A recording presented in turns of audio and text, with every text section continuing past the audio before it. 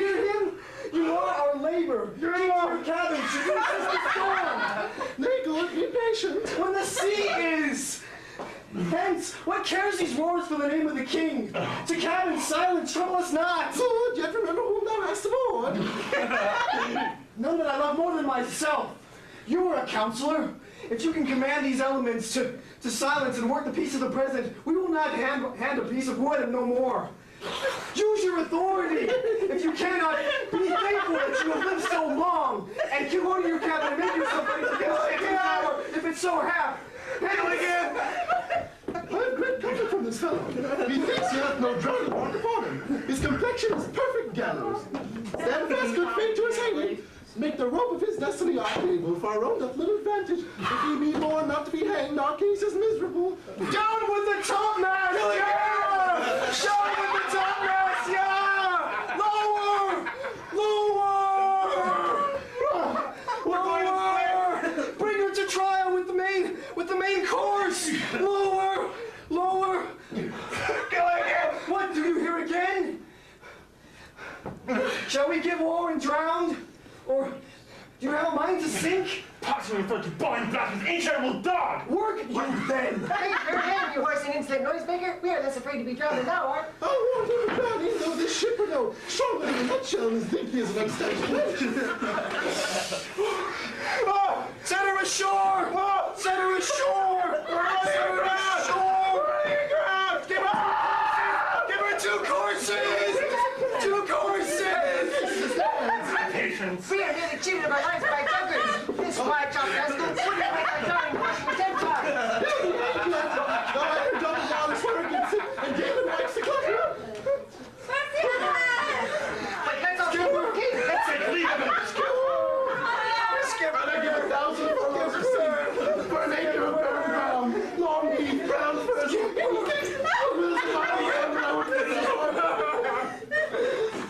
Skipper!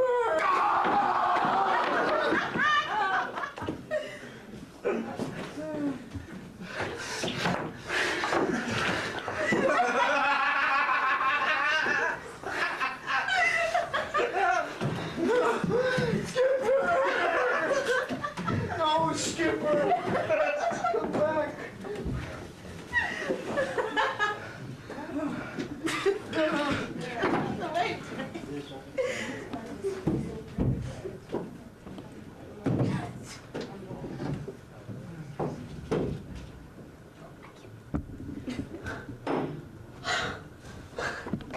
If by your art, my dearest father, you have put the wild waters in this roar, allay them! The sky, it seems, would pour down stinking pitch, and the sea, mounting to the welkin's cheek, dashes the fire out. I have suffered with those I saw suffer. A brave vessel, who had no doubt some noble creature in her, dashed to pieces. Oh, the cry did knock against my heart. Poor souls, they perished! Had I been any god of power, I would have sunk the sea within the earth, or ere should the good ship so have swallowed in the rotting souls within her. Be quiet. No more amazement. Tell your piteous heart there's no harm done. No, I'm dead. No harm. I've done nothing but in care of thee. Of thee, my dear. What of thee, my daughter? Quite ignorant of what thou art. Not knowing whence I am. That I'm no greater than the professor. Master of full porcelain, I no greater father. More to know did never meddle with my thoughts. 'Tis time I should inform thee further. Take my magic garments. Wipe thine eyes, have comfort. The direful spectacle in Iraq has touched the very virtue of compassion in thee. I had with such provision of mine art, or did it know so? No. Not so much partition of a hair between any creature that vessel which thou biddest cry, which thou starts wreck. Now sit down. Thou must now know further. You have often begun to tell me what I am, but stopped short and left me to a bootless inquisition, concluding, stay, not yet. The hour is now come. The very minute is at my ear. Obey and be attentive. Canst thou remember a time before we came onto this? I do not think thou canst. Then they were not all 3 years old. Certainly, sir, I can. By what? By our house or person the image? Tell me that. 'Tis far off and rather like an assurance, or a dream than assurance that my remembrance warrants. Had not 4 or 5 women once attended me? Thou hadst and more, Marian. But how is it this is kept our secrets? What else do you say in the dark backward in the bosom of time? Thou remembers Oxford thou camest here. How thou camest here thou mayest. That I do not. 12 years since, thy father was a Duke of Milan and a prince of power. Sir, are not you my father? Thy mother was a piece of virtue. I was thy father. And thy father was a Duke of Milan and his princess. A princess. Issue, no worse issue. Oh, the heavens! What foul play was it that we came from thence, or blessed was it we did? Both, my girl. Foul play, as I'll say, is where she is. But blessedly hot hither. Oh, my heart bleeds to think the teen I have turned you to, which is from my remembrance. Please you farther. My brother and thy uncle Stan, I pray thee, mark me, that a brother could be so perfidious. He who next thyself of all the world I love, to him gave the marriage my state, though through all the glories of the time it was the first. And the professor, being the prime duke, so well reputed in dignity, and the liberal arts, without a parallel, those being all my studies, cast a gun aside to my brother, and grew a stranger to my state, being transported and wrapped in secret studies. Thy fault, uncle, thou attendest not. Sir, most heedfully. Being once perfected how to grant suits, who to deny, who to advance, and who to trash while we're talking. You created the creatures that were mine. Mine, I say. Or else new formed them, having both the key of office and officer, set all the hearts in the state to what tune pleased his ear. He was the ivy which hid my princely trunk, and sucked the verdure out. Thou attendest not. Oh, good, sir, I do. I pray, mark me.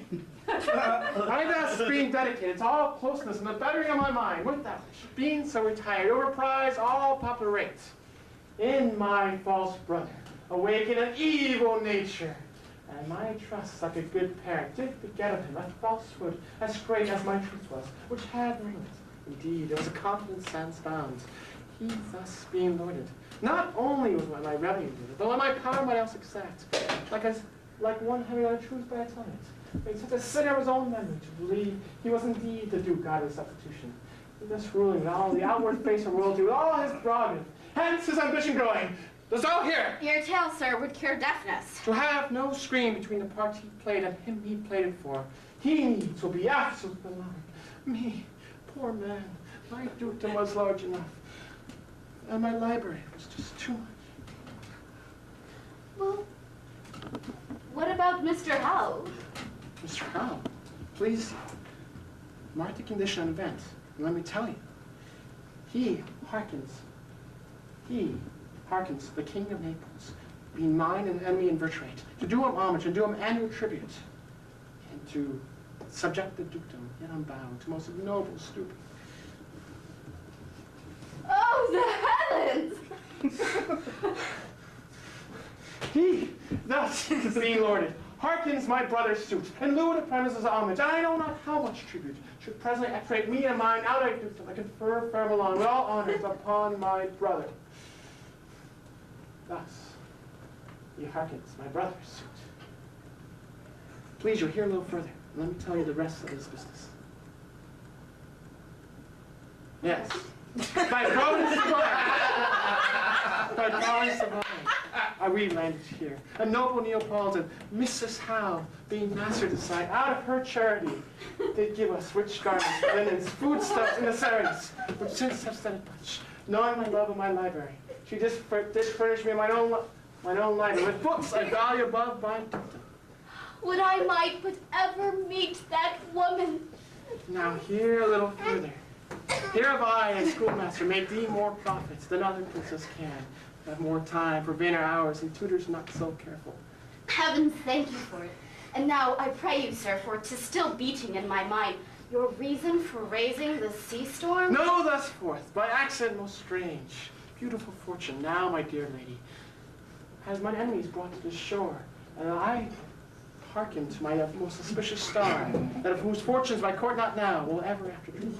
Here cease more questions, thou inclined to sleep. It's a good dolent, I know that that's not choose. Meadowlark, I'm ready now. May come out, Meadowlark. Oh, hail, great master! Meadowlark, come. Ah, that servant never did.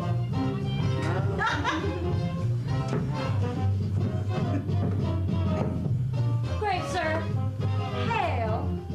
Oh, sir, I come down to thy best pleasure be to fly, to swim, dive into the fire, ride on them curl clouds, sink a half-quart shot. Oh, task metal lark in all our quality. Has not performed.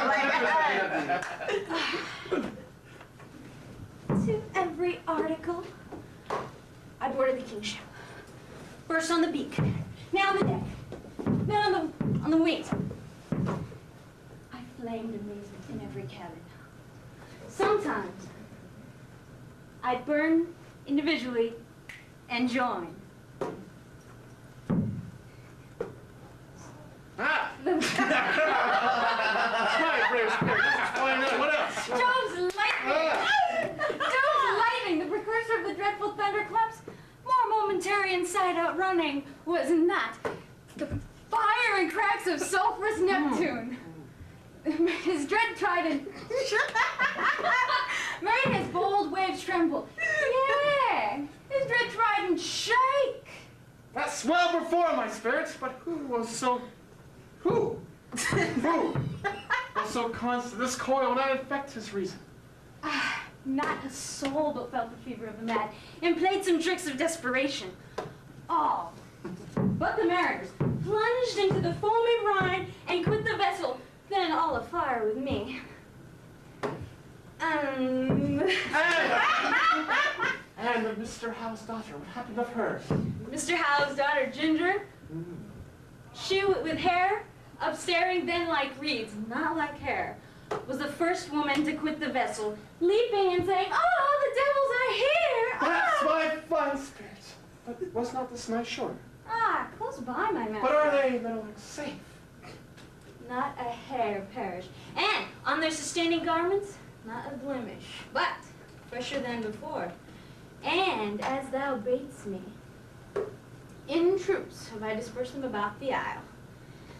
The king's daughter have I landed by herself in this odd corner of the isle, breathing with an air of sighs and her hands folded in this sad night. By the king's ship, the mariners were as disposed, and the rest of the fleet. Safely in harbor's the king's ship. In that deep nook where once thou calledst me up at midnight to fetch the dew from the still vexed vermouth. There she's hid. And the mariners all under hatches stowed with joined with the charm that I gave them, joined with their labor. This was well before. They were left asleep. And for the rest of the fleet, they're all on a Mediterranean float bound sadly home for Naples, supposing they saw the king's ship wrecked and his great person perish. This is really good news. There's more work. What is it? Past the mid-season? At least 2 glasses. The time between now and 6 must be as both be as most preciously. Is there more toil? Let me remember thee what thou hast promised, which is not yet performed. How now, Moody? What canst thou demand? My liberty? Before the time is out, no more.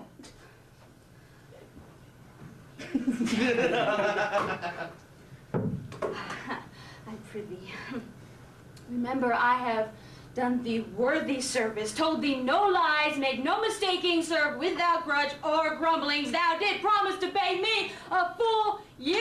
Dost thou forget the torment I did free thee of? No. Thou didst on the salt of the deep earth, to run when the sharp winds are north, and to do business with the earth when its fate was frost. I do not, sir. Thou liest most malignant. Hast thou forgot that foul which Scuzzlebutt, who with age and envy was bent into a hoop?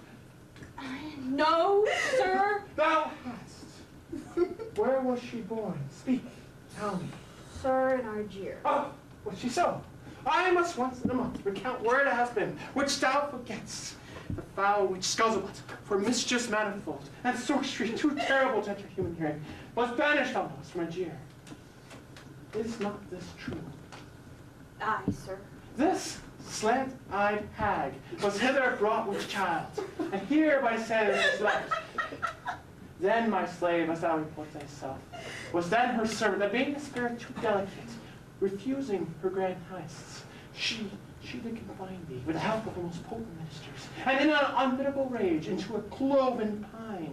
There did I vent thy groans for 12 years, wherein which space she died. And this isle was not honored with a human shape, save for the son she did litter here, a freckled whelp. Yeah, her son, Caliban. Dull thing, I say, who I know and keep in service.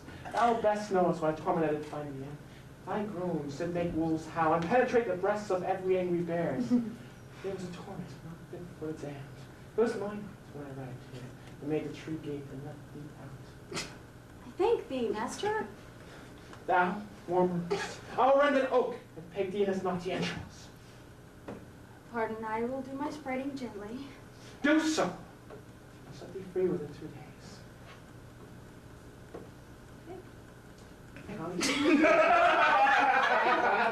Let's see.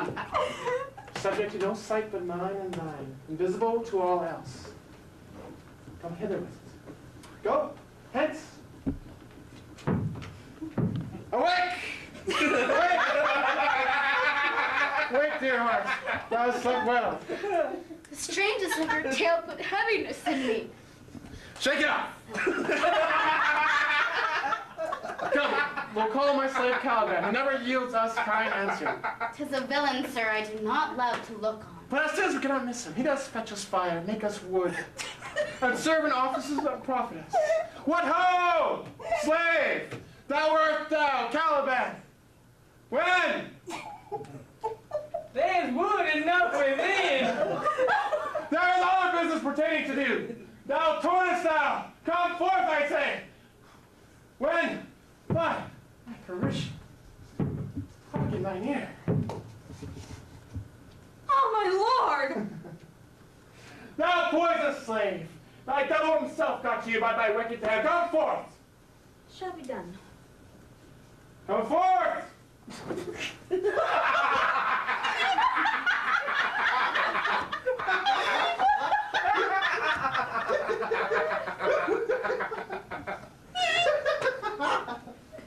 As wicked do as e'er my mother, brushed with raven's feather from unwholesome pen, drop on you both. A southwest blow on ye.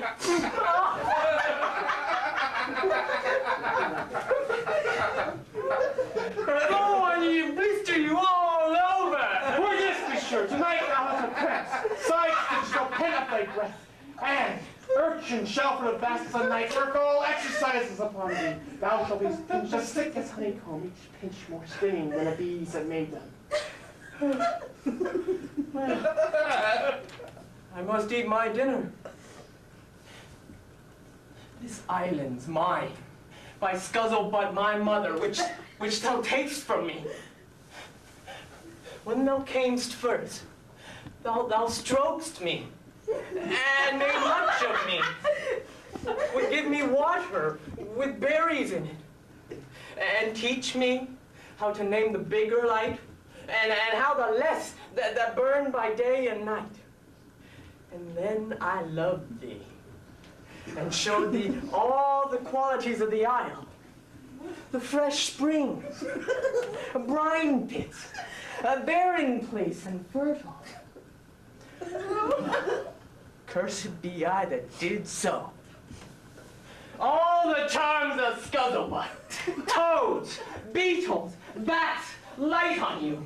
For I am all the subjects that you have, which first was mine own king. And here you sty me in this hard rock, whilst you do keep from me the rest of the island. Thou most lying slave, who strike my roof, not kindness. I have used thee, filth as thou, with most humane care, to thou that seeks to violate the honor of my child. Oh, ho! Would it had been done! I had peopled else's isle with Caliban! A horrid slave, which any prince of goodness will not take, being capable of all ill. I pitied thee, took pains to make thee speak, taught thee each hour one thing or other, when thou didst not, savage, known thy own meaning, but wouldst gabble like a thing most brutish. I endowed thy purposes with words that made them known. Thy vile race, though thou didst learn, had that in it which good natures could not abide to be with, and therefore was thou deservedly confined to this rock, who had deserved more than a prison. Oh, you taught me language. My profit on it is, I know how to curse, The red plague rigged you for learning me your language.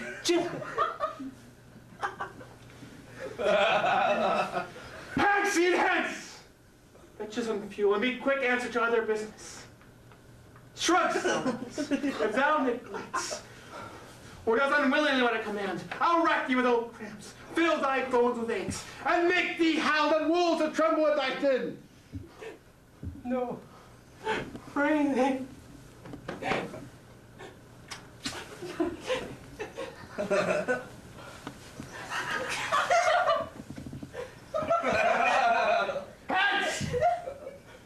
I must obey, for his art is of such power, it would control my damned god, Derek Pacheco, and make a vassal of him. So, say hands!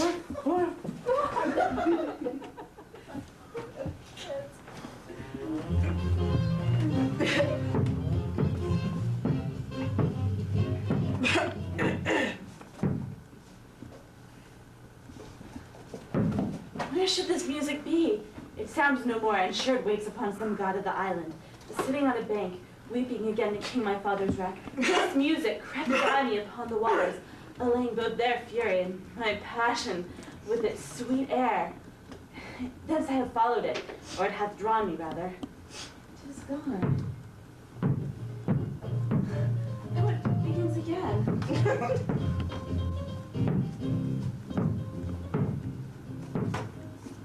This ditty does remember my drowned father. This is no mortal business, nor no sound that the earth owes.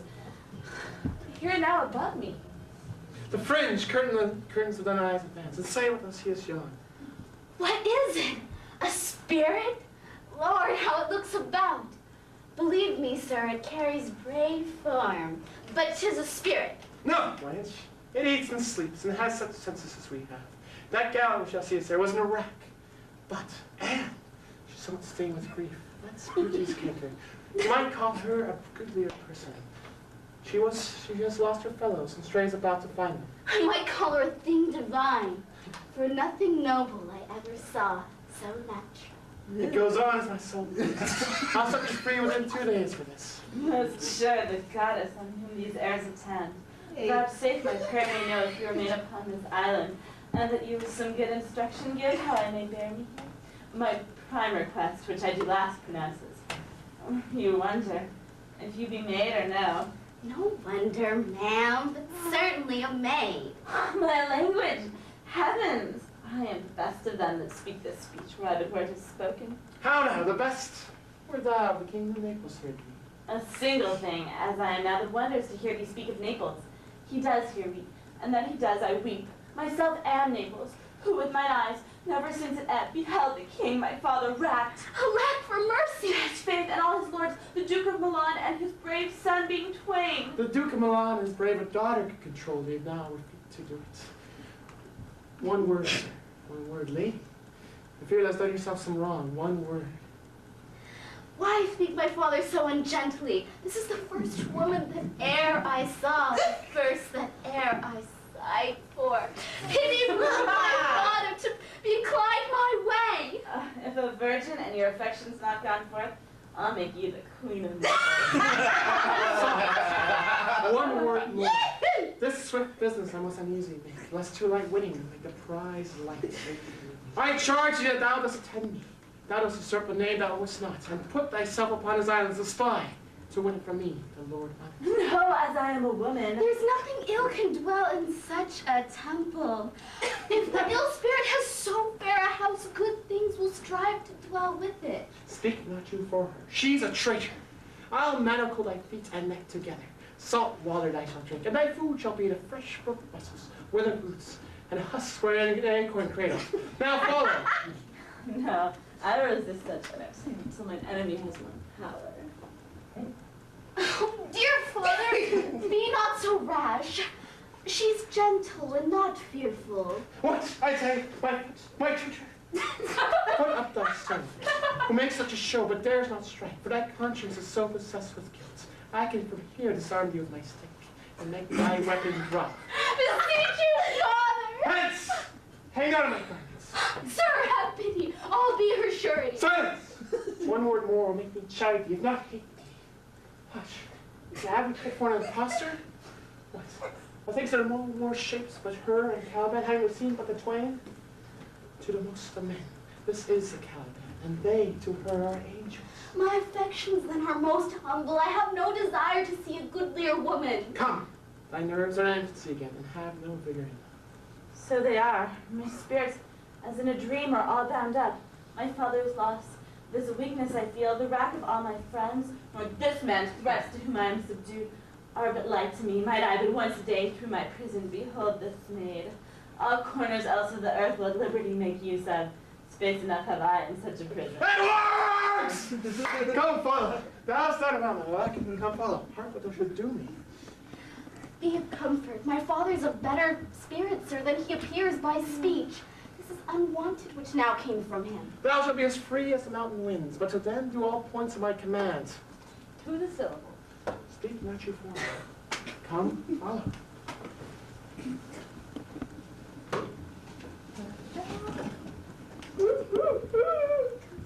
Beseech you, sir, be merry.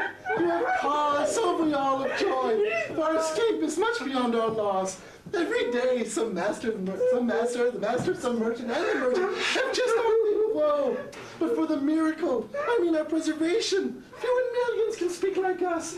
Then wisely, good sir, weigh our sorrow with our comfort.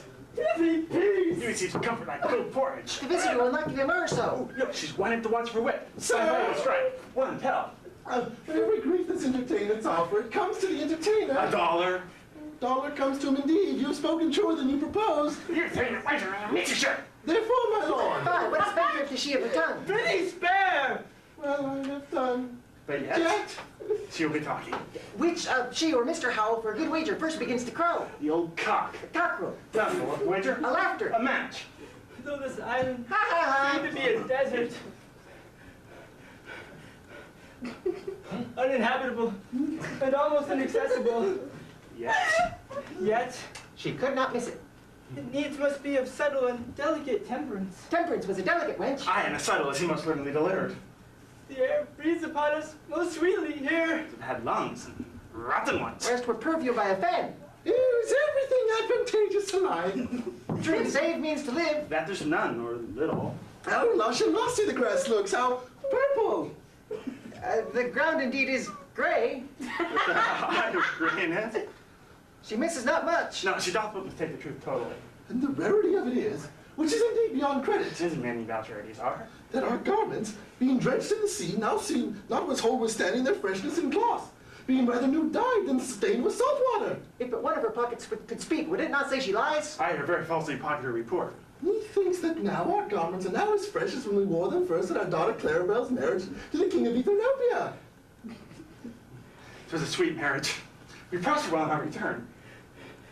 Eternopia was never graced with such a paragon to their queen. Oh, not since Widow Dido's time. Widow, a box of that. How came that widow in? Widow, Dido. You said widow Aeneas too. Good Lord, how you take it. Dido, you make me a study of that. She was of Carthage, not Eternopia. Ah, this Ethiopia, sir, was Carthage. Carthage? Aye, sir, Her Carthage. word is more than the miraculous heart. She has raised the walls and houses too. What impossible matter will she make easy next? I wish to take home the sign in her pocket and give her son for an apple. And sowing the kernels of it, she will make it into an apple flame. Sir, we were just speaking that our garments now seem as fresh as the day we first wore them at our daughter's marriage who's now queen. And the rarest that e'er came there. Bait, I beseech you. Widow Dido. Oh, widow Dido, widow Dido. Is not my doublet, sir, as fresh as the day I first wore it. In a sword, That sort was well fished for. when I wore it at our daughter's marriage. You cram these words into my ears against the stomach of my sense. I wished I had never married her there, for coming thence I have lost my daughter. And she too, in my reign, who is so far from Italy removed, I never again shall see her. Oh, thou mine heir of Naples and Milan, what fish has made a meal on thee? Sir, she may live. I saw her beat the swell under her and right upon their backs. No, she's gone. Sir? Gone. You may thank yourself for this great loss, who would not bless our Europe with your daughter, rather lose her to an Ethiopian, which is best for us as consequence of you would kneel to and imitated otherwise by all of us, and the fair soul herself would be below this little beings and which end of the beings should bow. We have lost your daughter right there forever. Not in Naples had no wish this is making, and we've been made to comfort them. Their fault's your own. Oh, so is the dearest of the Lord. My Lord Godman, the truth you speak doth lack some gentleness and time to speak it in. You rub the sword when you should bring the glass. Screw you, Henry! Yeah, Mr. Really fucked up here. There is foul weather in the song, sir, when you are cloudy. Foul weather. Very foul.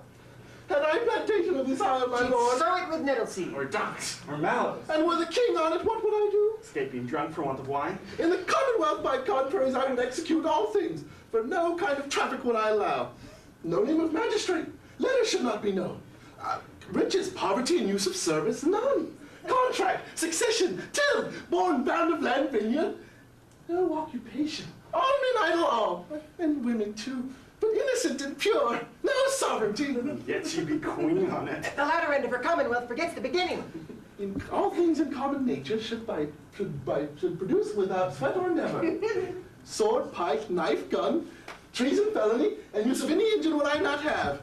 But nature should bring forth of its own kind, all for son, all abundance to feed my innocent people. No marrying amongst her subjects? Young men, all idle, whores and knaves. I would govern with such perfection to excel the golden age. Save her majesty! Long live Mrs. Howell. Do mark me, sir. Prithee, no more. Thou task nothing to me.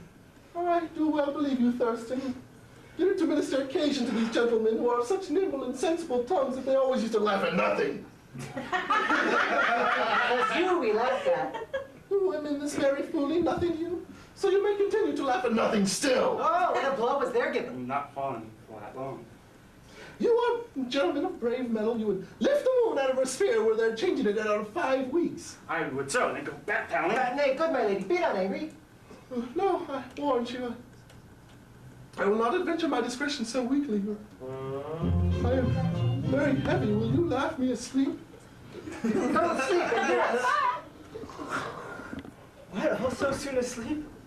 I wish mine eyes would with themselves admit the heavy offer of it. Please you, sir, do not omit the heavy offer of it, for in some it is sorrow.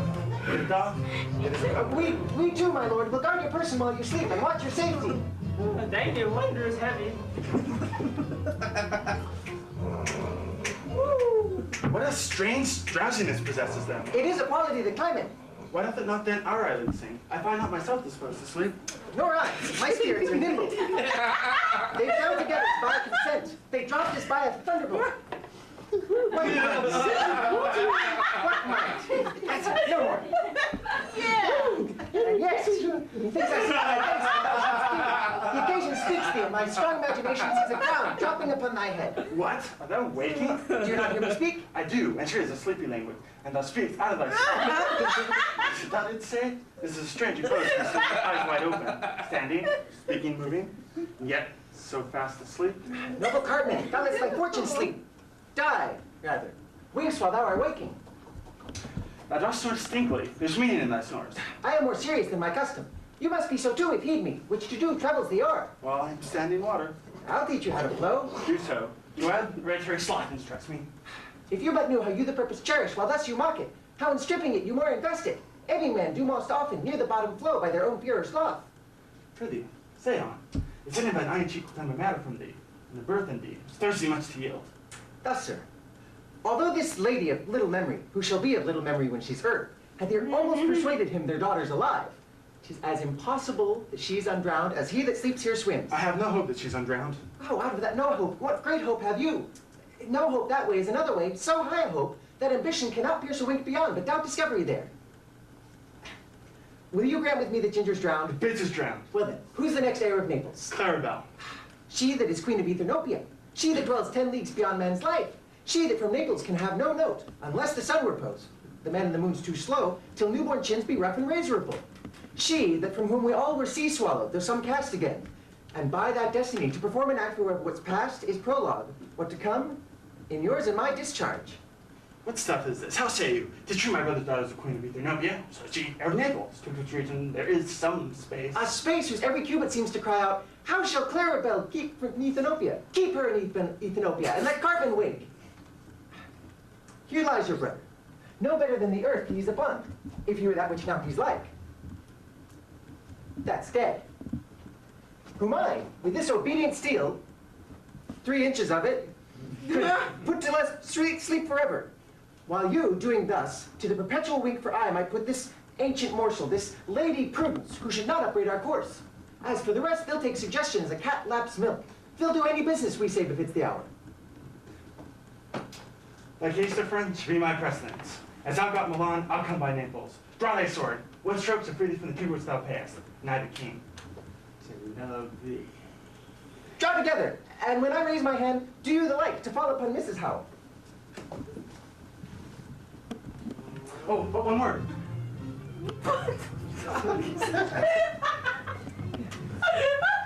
Let us be sudden then. Awake! They're thirsting! Awake! What? Ho! Ho now, awake! Why are you drawn? Wherefore this ghastly looking? What's the matter? Oh, well, as we stood here, securing your repose, even now, I did hear a hollow burst of bellowing, like bulls, or rather, globetrotters. Did not wake you? It struck my ear, most terribly. I heard nothing. Oh, 'twas a din to fright a monster's ear, to make an earthquake. Sure, it was the roar of Mecca Streisand. There was a noise.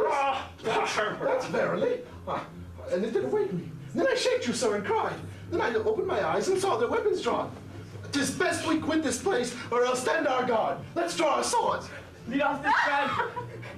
And let's make further search for my poor last daughter. Oh, heavens help her from these beasts, for sure they're above the island. Lead away. The king, the professor shall know about this. No, king, look for your daughter.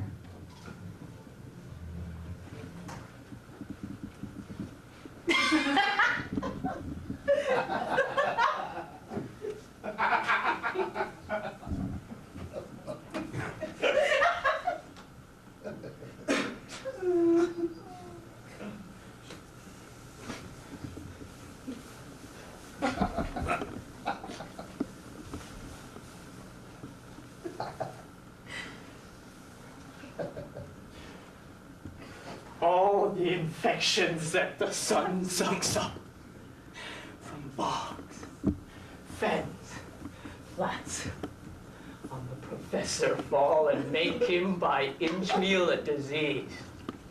Oh, his spirits hear me, but I needs must curse. They'll no pinch, fright me with urchin shows, pitch me in the mire, nor lead me like a firebrand in the dark out of my way, unless he bid them. But for every trifle are they set upon me. Sometimes like apes that mow and chatter at me and after bite me.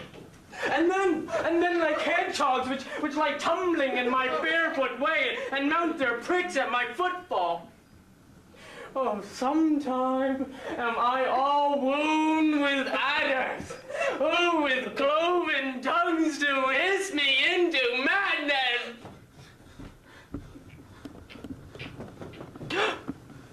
Lo, now, lo. Here comes a spirit of his and to torment me for bringing wood in slowly.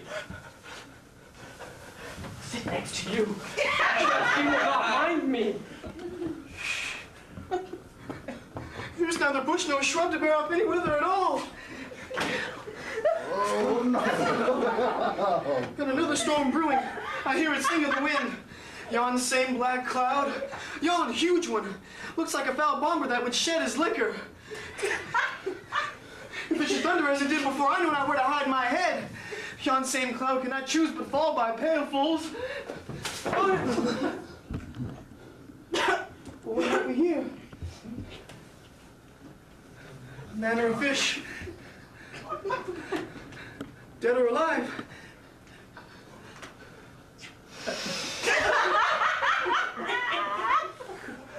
A fish. Smells like a fish. A very ancient and fish-like smell. A kind of not new as poor John. A strange fish. Where I in England now as once I was, and had but this fish painted, not a holiday fool there would give a piece of silver. When they will not give a doit to relieve a lame beggar, they will lay out 10 to see a dead Indian. This is a strange fish. A strange monster indeed. Go for it. Leg like a man. And his fins, like arms. Worm on my trough. I do not let loose my opinion. This is no fish, but an islander that recently suffered from a thunderbolt. The storm has come again.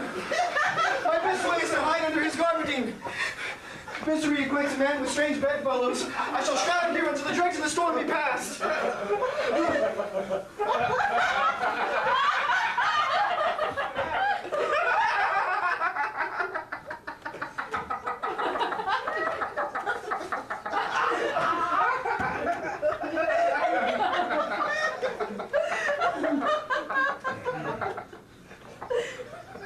If he man on a dead man's chest, yo ho ho and a bottle of rum, drink to the devil and none to the rest.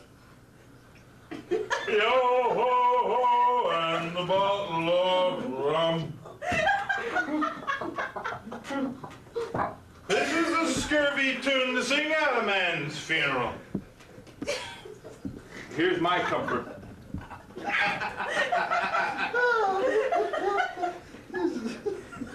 What shall we do with a drunken sailor? What shall we do with a drunken sailor?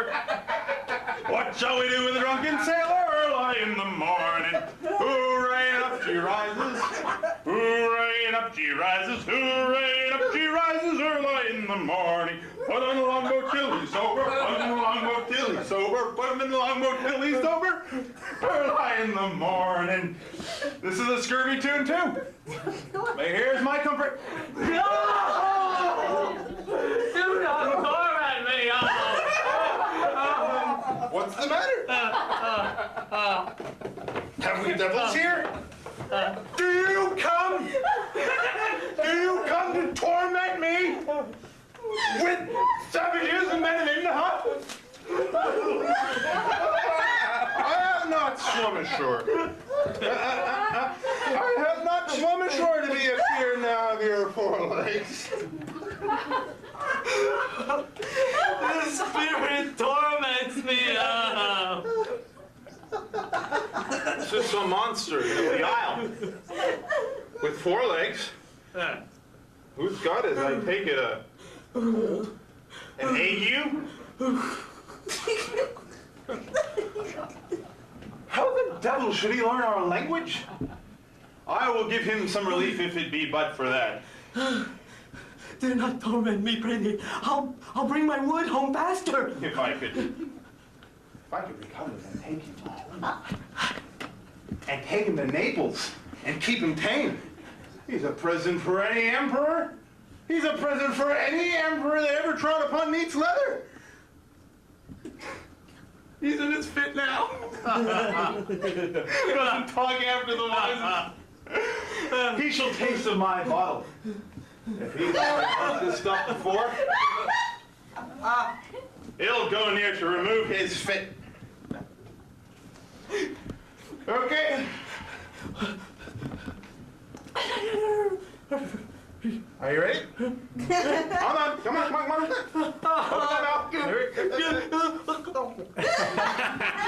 Here's how we'll give you language, cat. There we go. It's so shake, you're shaking. Yeah. Try again. You know who your friend is. Come on, open that mouth again.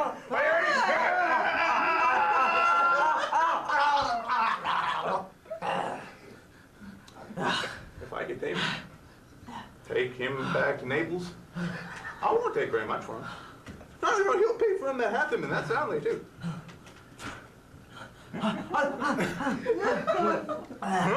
Thou dost me yet, but thou wilt not. I know by thy trembling, now the professor works upon me.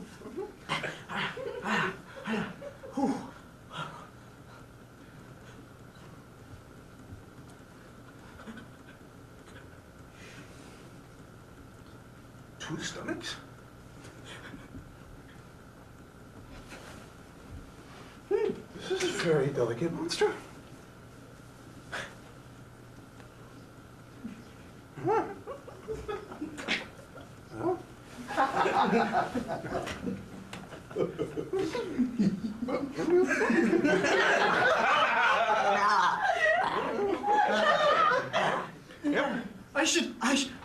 I should know this voice.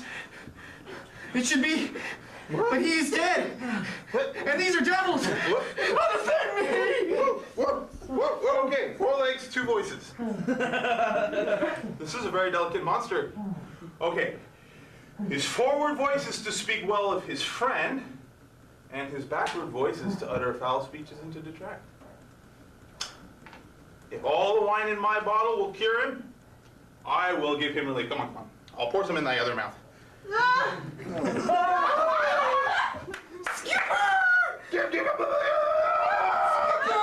you know my name! If thou is Skipper, This has got to be a touch devil. me and speak to me, for I am Gilligan. Be not afeared, thy good friend Gilligan.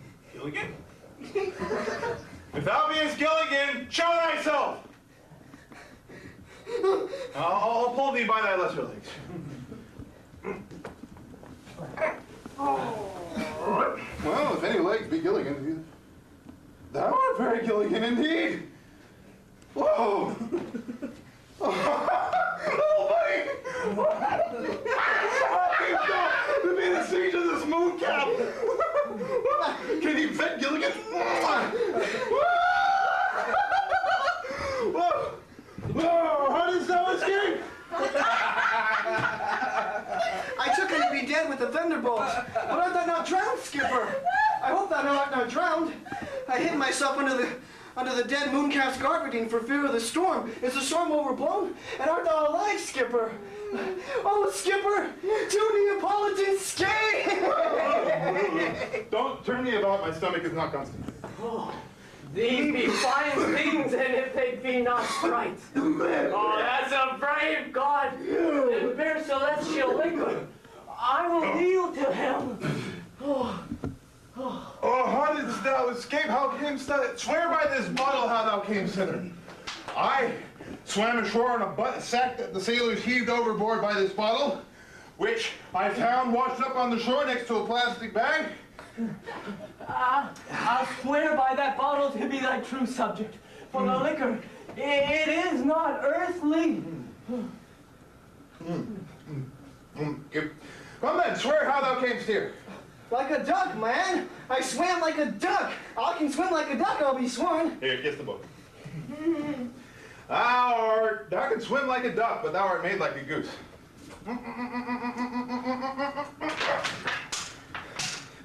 How now, mooncalf? How doth thine ague?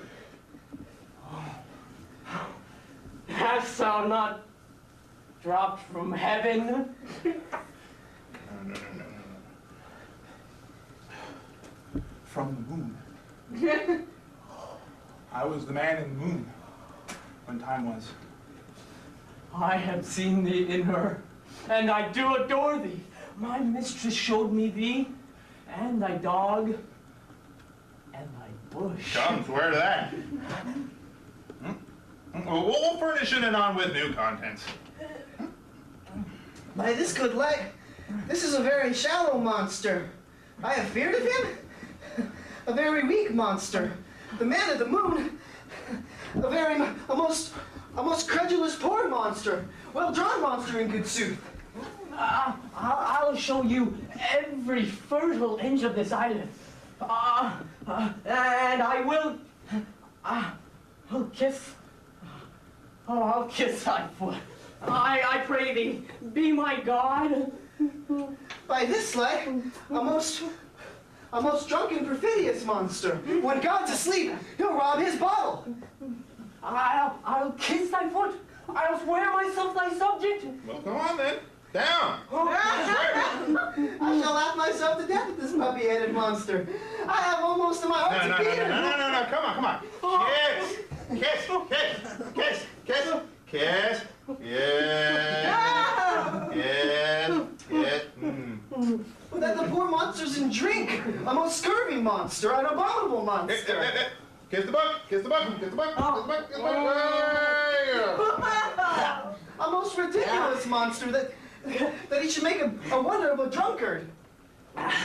I'll pluck thee, bear. I'll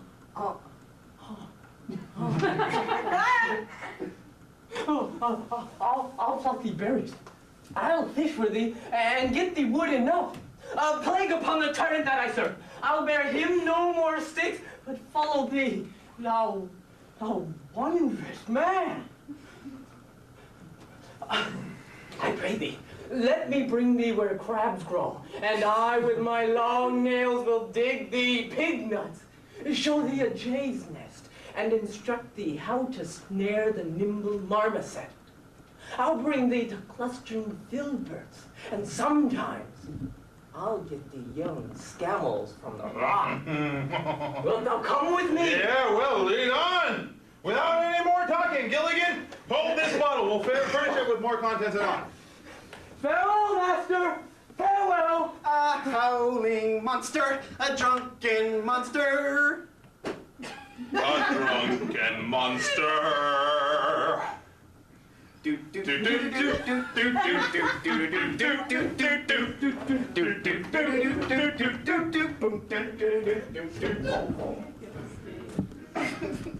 When does intermission?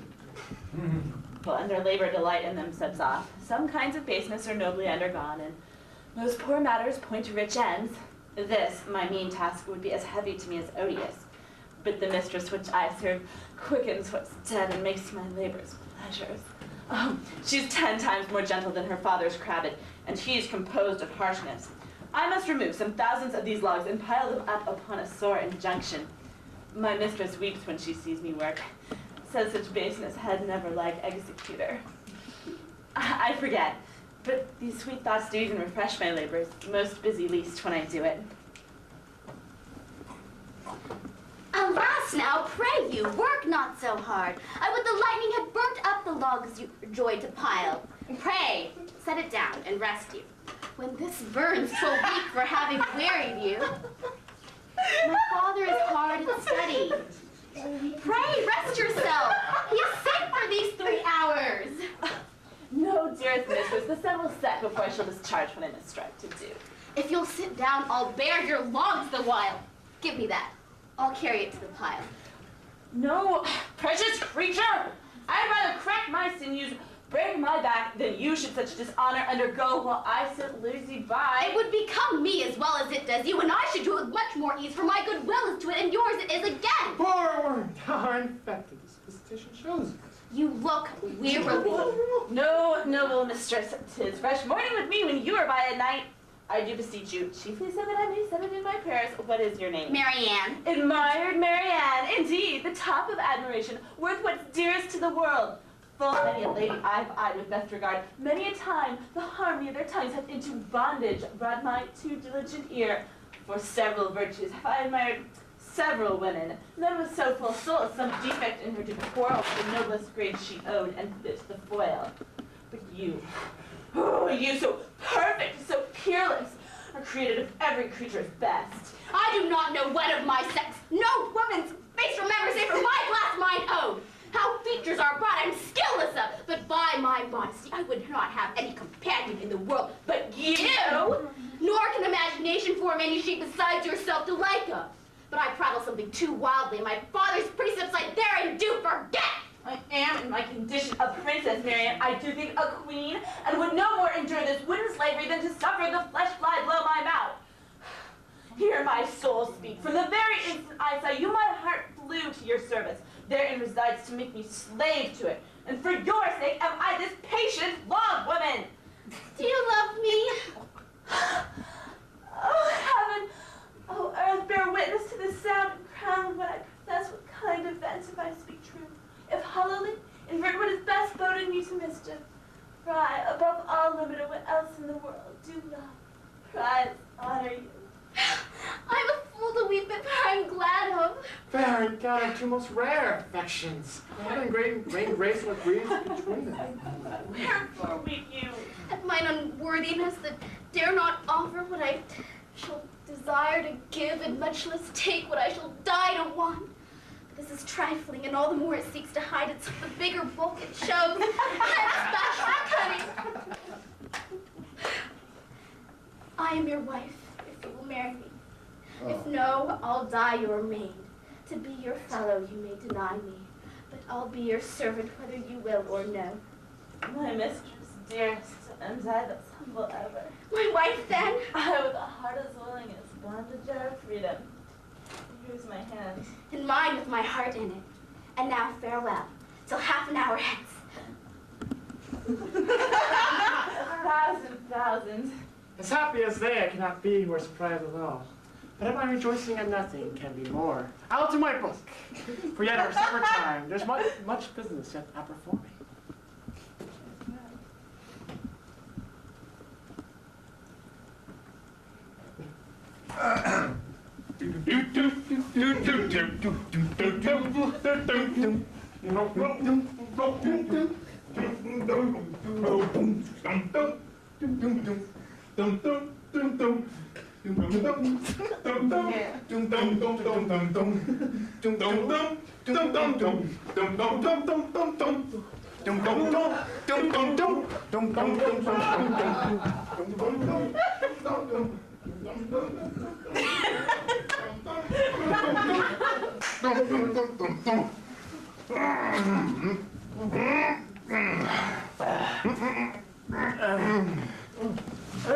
Hey, tell on me! Run up by the door, and we'll drink some water. Not a drop before. Drink to me, monster. Servant, monster! The folly of this island. They say there's but 5 upon the isle. If the other 2 be brain like us, the state taught it. Monster! Drink when I bid thee.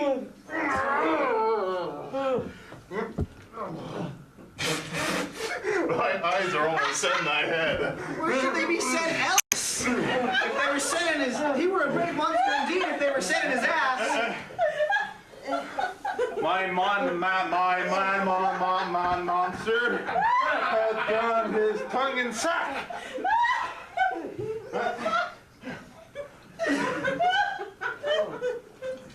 For my part, the sea cannot drown me.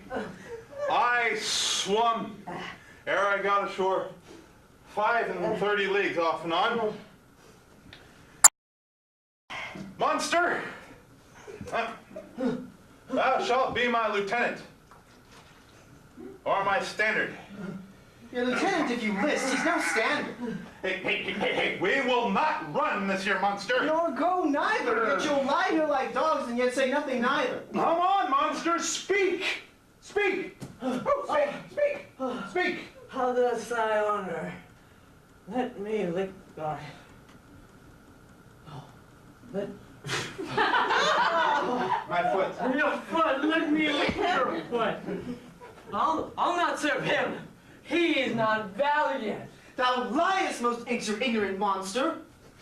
I have enough case to jostle a constable.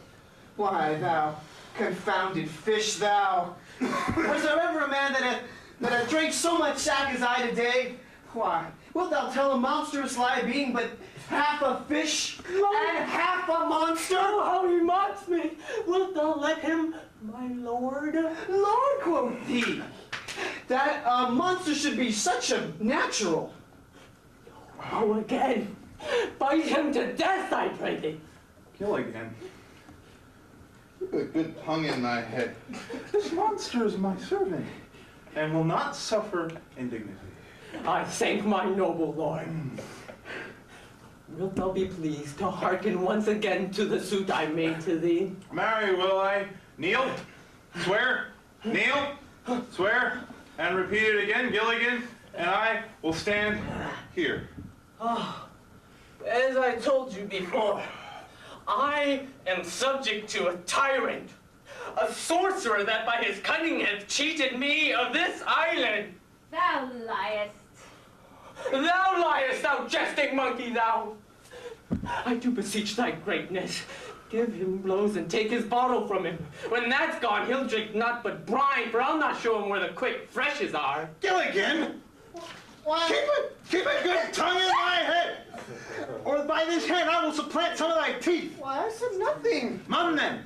No more. Proceed. I say by sorcery he got this isle. From me he got it. If thy greatness were revenged on him, for I know thou darest, but this thing dare not. That's most certain. Thou wilt be lord of it, and I'll serve thee.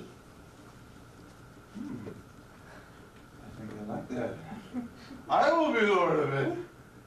Yea, my I will lord. serve it. Yea, my And then lord. Gilligan.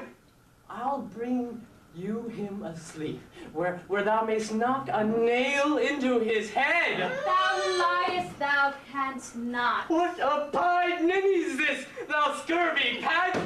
I do beseech thy greatness to beat him. Gilligan, if you interrupt this worthy young man one word further in his tale, by this hand I'll turn all my mercy out of doors, and I will make a stockfish of thee. Well, what did I? I said nothing. Didst thou not say that he lied? I said nothing. Thou liest. Oh, do I so? Here, take that.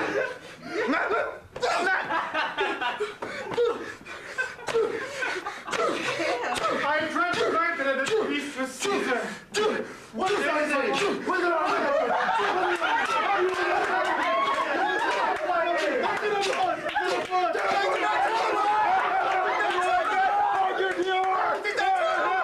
What out of my hearing and which too? A pox upon your bottle! A pox! A raid on your stupid monster! Beat him enough! After a little time, I'll beat him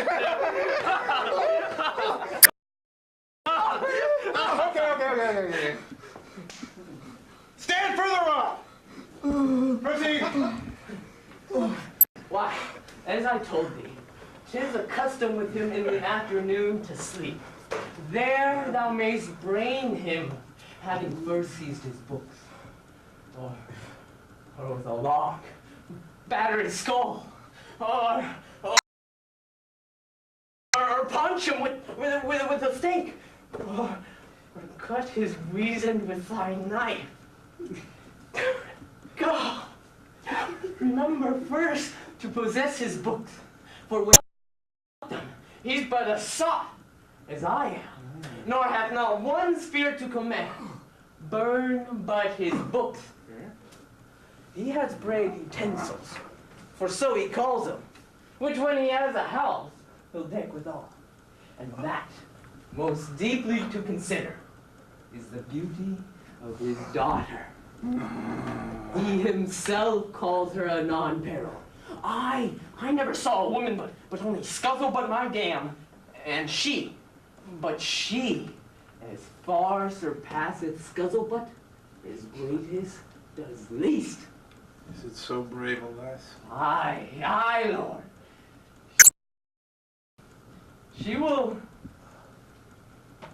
She will become thy bed, I warned, and bring thee forth brave brood. Okay. I will kill this man.